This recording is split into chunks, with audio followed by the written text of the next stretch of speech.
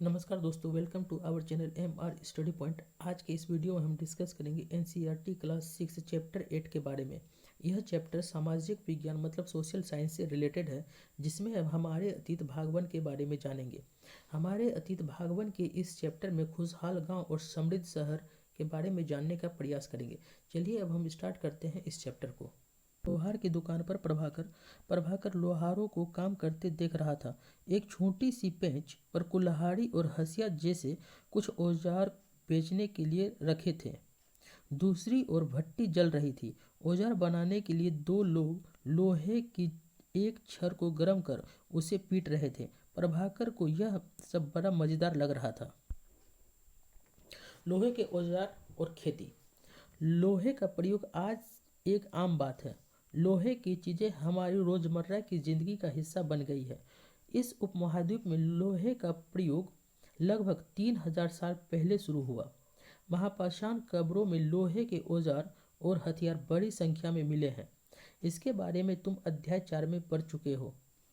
करीब 2500 वर्ष पहले लोहे के औजारों के बढ़ते उपयोग का प्रमाण मिलता है। इनमें जंगलों को साफ करने के लिए कुल्हाड़ियाँ और जुताई के लिए हलों की फाल शामिल है। अध्याय 5 में तुमने पढ़ा था कि लोहे के फाल के इस्तेमाल से कृषि उत्पादन बढ़ गया। कृषि उत्पादन बढ़ाने के लिए उठाए गए अन्य कदम। सिंचाई। समृद्ध गांवों के बिना राजाओं तथा उनके राज्यों का बने रहना मुश्किल था। जिस तरह कृषि के विकास में नए औजार तथा रोपाई महत्वपूर्ण कदम थे, उसी तरह सिंचाई भी काफ़ी उपयोगी साबित हुई। इस समय सिंचाई के लिए नहरें, कुएं, तालाब तथा कृत्रिम जलाशय बनाए गए। इस चार्ट में तुम्हें सिंचाई के लिए आए परिवर्तन दिखाए गए हैं। खाली स्थानों में सही वाक्य भरो। लोगों द्वारा परिश्रम किया गया। किसानों को लाभ मिला क्योंकि अब उत्पादन की अनिश्चितता घटी। कर अदा करने के लिए किसानों को उत्पादन बढ़ाना था। राजाओं ने सिंचाई की योजना बनाई और धन खर्च किया। गांव में कौन रहते थे? इस उपमहाद्वीप के दक्षिणी तथा उत्तरी हिस्सों के अधिकांश गांवों में कम से कम 3 तरह के लोग रहते थे। तमिल क्षेत्र में बड़े भूस्वामियों को वेलल्ला, साधारण हलवाहों को उनवार और भूमिहीन मजदूर दास, कडेसियार और अधिमई कहलाते थे। देश के उत्तरी हिस्सों में गांव का प्रधान व्यक्ति ग्राम भोजक कहलाता था। अक्सर एक ही परिवार के लोग इस पद पर कई पीढ़ियों तक बने रहते थे, यानी कि यह पद अनुवांशिक था। ग्राम भोजक के पद पर आमतौर पर गांव का सबसे बड़ा भूस्वामी होता था। साधारणतया इसकी जमीन पर इनके दास और मजदूर काम करते थे। इसके अतिरिक्त प्रभावशाली होने के कारण प्रायः राजा भी कर वसूलने का काम इन्हें ही सौंप देते थे। ये न्यायाधीश का और कभी कभी पुलिस का भी काम करते थे। ग्राम भोजकों के अलावा अन्य स्वतंत्र कृषक भी होते थे, जिन्हें गृहपति कहते थे। इनमें ज़्यादातर छोटे किसान ही होते थे। इसके अतिरिक्त कुछ ऐसे स्त्री पुरुष थे जिनके पास अपनी जमीन नहीं होती थी। इनमें दास कर्मकार आते थे, जिन्हें दूसरों की जमीन पर काम करके अपनी जीविका चलानी पड़ती थी। अधिकांश गांवों में लोहार, कुम्हार, बढ़ई तथा बुनकर जैसे कुछ शिल्पकार भी होते थे। प्राचीनतम तमिल रचनाएं। तमिल की प्राचीनतम रचनाओं को संगम साहित्य कहते हैं। इनकी रचना करीब 2300 साल पहले की गई। इन्हें संगम इसलिए कहा जाता है क्योंकि मदुरै के कवियों के सम्मेलनों में इनका संकलन किया जाता था। गाँव में रहने वालों के जिन तमिल नामों का उल्लेख किया गया है, वे संगम साहित्य में पाए जाते हैं। नगर। क्या कहती है कहानियाँ, यात्रा विवरण, मूर्तिकला और पुरातत्व। तुमने जातकों के बारे में सुना होगा। ये वो कहानियाँ हैं जो आम लोगों में प्रचलित थी। बौद्ध भिक्षुओं ने इनका संकलन किया। यहाँ एक जातक कथा दी गई है, जिसमें यह बताया गया है कि एक निर्धन किस तरह धीरे धीरे धनी बन जाता है। एक निर्धन की चतुराई। एक शहर में एक गरीब युवक रहता था। उसके पास एक मरे चूहे के अलावा कुछ नहीं था। उसने उस चूहे को एक सिक्के में एक भोजनालय वाले की बिल्ली के लिए बेच दिया। फिर एक दिन बड़ी जोर की आंधी आई। राजा का बगीचा टूटी टहनियों और पत्तों से भर गया। उनका माली इसे साफ करने की बात से परेशान हो उठा। युवक ने माली से कहा कि अगर लकड़ियां और पत्ते उसे मिल जाए तो वह बगीचे की सफाई कर सकता है। माली तुरंत मान गया। युवक ने पास खेल रहे बच्चों को यह कहकर इकट्ठा कर लिया कि प्रत्येक टहनी और पत्ते के बदले में उन्हें एक एक मिठाई मिलेगी। देखते ही देखते उन्होंने बगीचे से एक एक तिनका चुनकर गेट के पास इकट्ठा कर लिया। तभी उधर से राजा का कुम्हार बर्तनों को पकाने के लिए ईंधन की तलाश में गुजरा। उसने पूरे ढेर को खरीद लिया। इस तरह युवक के पास कुछ और पैसे हो गए। अब उस युवक ने एक और योजना बनाई। एक बड़े बर्तन में पानी भरकर वह नगर के द्वार पर गया और वहां उसने घास काटने वाले 500 लोगों को पानी पिलाया। खुश होकर उन लोगों ने कहा, तुमने हमारे लिए इतना अच्छा काम किया, बताओ अब हम तुम्हारे लिए क्या कर सकते हैं। उसने कहा, मैं आपको यह तब बताऊंगा जब मुझे आपकी सहायता की ज़रूरत होगी। इसके बाद उसने एक व्यापारी से दोस्ती की। एक दिन उस व्यापारी ने बताया, कल एक घोड़े का व्यापारी 500 घोड़ों के साथ शहर आ रहा है। यह सुनकर उस युवक ने उस घास काटने वाले के पास जाकर कहा, कृपया तुम सब एक एक घास का गट्ठर मुझे दो और अपनी घास तब तक मत बेचो जब तक मेरी ना बिक जाए। उन्होंने उसे घासों के 500 गट्ठर दे दिए। जब घोड़े के व्यापारी को कहीं भी घास ना मिली तो उसने इस युवक की घास 1000 सिक्के में खरीद ली। प्राचीन नगरों के जीवन के बारे में हमें कुछ अन्य स्रोतों से भी पता चल सकता है। शहरों, गांवों या फिर जंगलों के जीवन इन मूर्तियों को ऐसी इमारतों की रेलिंग, खंभों या प्रवेश द्वारों पर सजाया जाता था जहां लोग आते थे। सांची की मूर्तिकला, यह मध्य प्रदेश स्थित सांची के स्तूप की मूर्तिकला का नमूना है। इसमें शहर के जीवन का एक दृश्य है। तुम अध्याय 11 में सांची के बारे में पढ़ोगे। इन दीवारों को देखो, क्या वे ईंट की बनी है या फिर लकड़ी या पत्थर से? क्या इसकी रेलिंग लकड़ी की बनी है? इन इमारतों की छतों का वर्णन करो। अध्याय 5 में वर्णित अनेक शहर महाजनपदों की राजधानी थे। जैसा कि तुमने पढ़ा, इनमें से कुछ शहर परकोटों से घिरे होते थे, जैसा कि तुम ऊपर के चित्र में देख रहे हो। अनेक शहरों में वलय कूप मिले हैं। ये वलय कूप गुसलखाने, नाली या कूड़ेदान के लिए प्रयुक्त होते थे। प्रायः ये वलय कूप लोगों के घरों में होते थे। महलों, बाजारों या आम घरों के अवशेष बहुत कम मिले हैं। संभवतः लकड़ी, मिट्टी व कच्ची ईंटों या छप्पर से बने होने के कारण ये ज़्यादा समय तक टिक ना पाए हो। भविष्य में पुरातत्वविद इनकी खोज कर सकते हैं। प्राचीन शहरों के बारे में वहां गए नाविकों तथा यात्रियों के विवरणों द्वारा पता चलता है। ऐसा ही एक विस्तृत विवरण किसी अज्ञात यूनानी नाविक का है।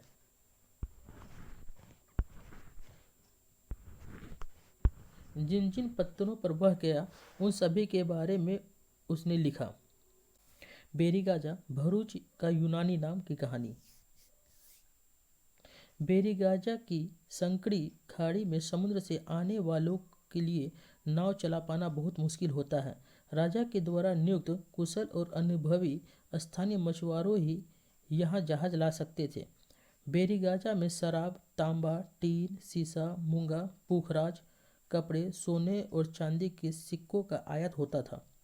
हिमालय की जड़ी बूटियाँ, हाथी दांत, गोमेद, कार्निलियन, सूती कपड़ा, रेशम तथा इत्र यहाँ से निर्यात किए जाते थे। राजा के लिए व्यापारी विशेष उपहार लाते थे।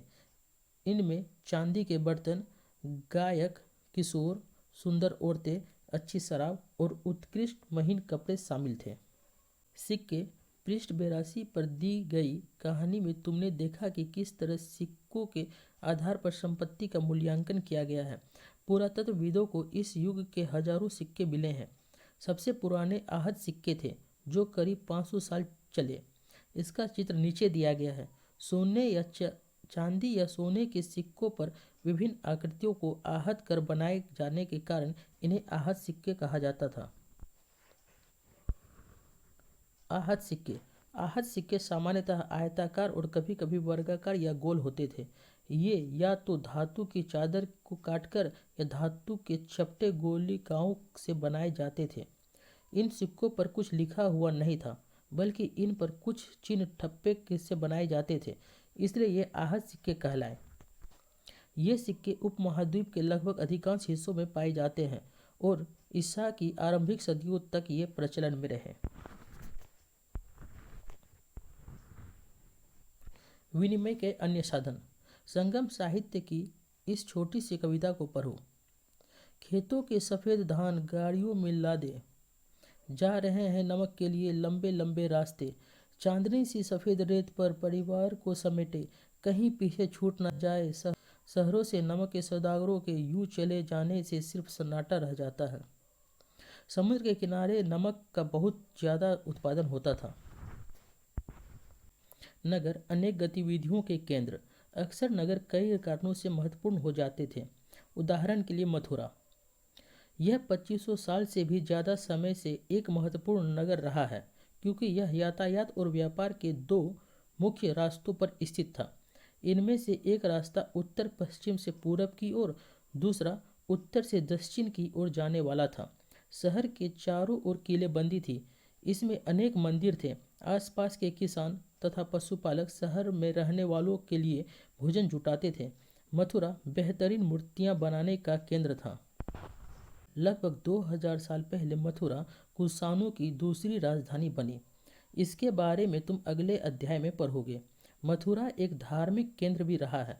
यहाँ बौद्ध विहार और जैन मंदिर है। यह कृष्ण भक्ति का एक महत्वपूर्ण केंद्र था। मथुरा में प्रस्तर खंडों तथा मूर्तियों पर अनेक अभिलेख मिले हैं। आमतौर पर ये संक्षिप्त अभिलेख हैं जो स्त्रियों तथा पुरुषों द्वारा मठों या मंदिरों को दिए जाने वाले दान का उल्लेख करते हैं।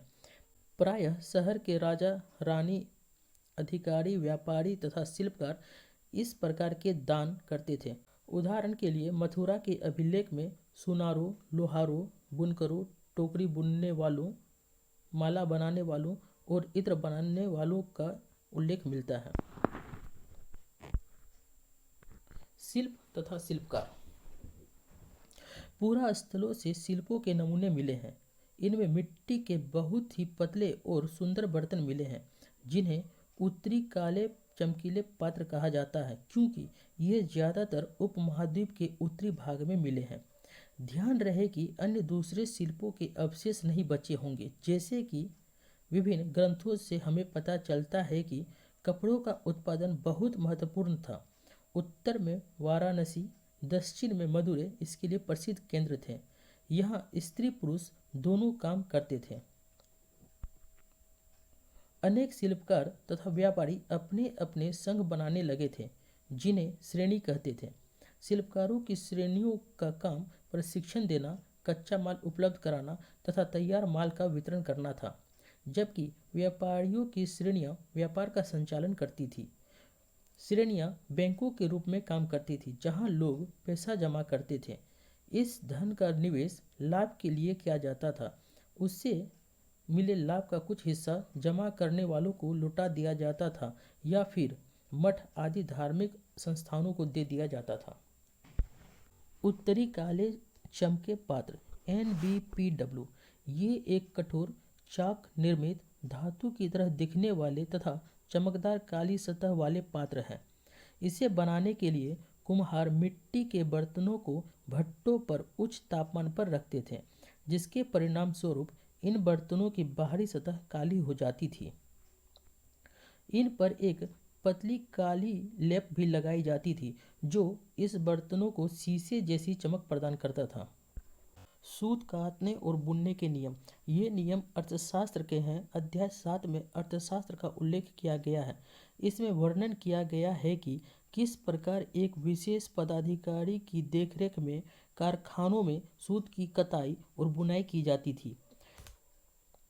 ऊन, पेड़ों की छाल, कपास, पटुआ और सन को तैयार करने के काम में विधवाओं, सक्षम अक्षम महिलाओं, भिक्षुणियों, वृद्धा वेश्याओं, राजा की अवकाश प्राप्त दासियों, सेविकाओं और अवकाश प्राप्त देवदासियों को लगाया